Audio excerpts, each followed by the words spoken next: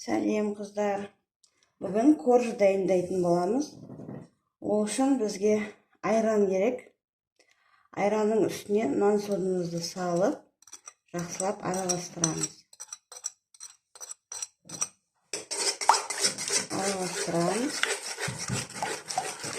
Нан сод салған кезде реакция береді. Осы араластырып, демалуға қойып қоямыз.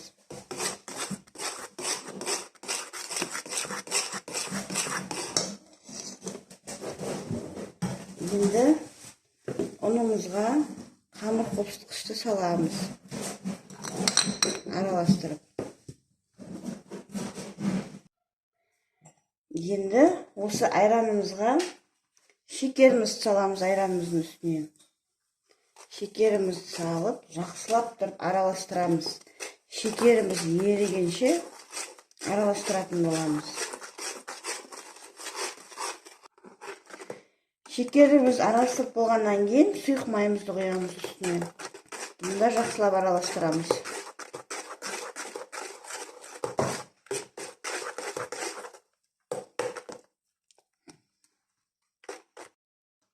Енді бәрін араластырып болып, үстіне ұн саламыз. Ұнымызды салып, қамыр илейміз. Жарт-жарттан салып.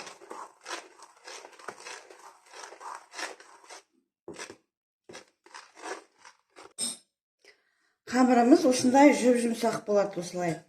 Ол үшін қорықпаңыздар, оны өстіп мұлда болып астына ұн сеуіп түсіреміз столдың үстіне.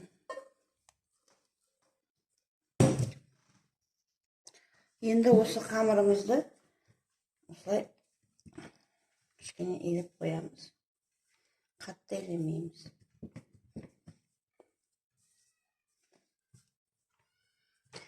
Оны көп деп уайымдамаңыздар.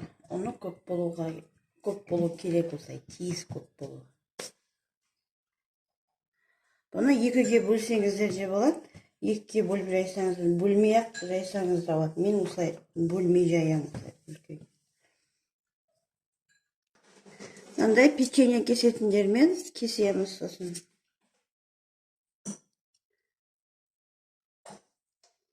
Осылай формамен кесіп аламыз қамырымызды. Неше түрлі ол. Так, енді қыздар осылай патносына салды осылай. Енді бізде осы печеньяның фишкасы, қыздар, бұл айран. Менде силиконовый щеткамен дұрыс шағылмайды. Сосын мен мынандай строительный щетканы алып, осындай щеткамен бетіне жағамын. Бұл печеньяның осы фишкасы. Айранның сұйықтауы болып тұр.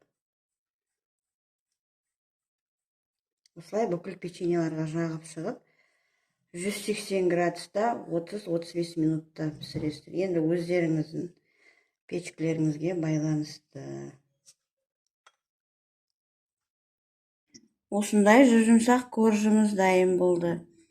Лайк бас, комментарий жазып, менің арнамның дамуына атсалыссаңыздар, мыңда бір алғыс айтар едім.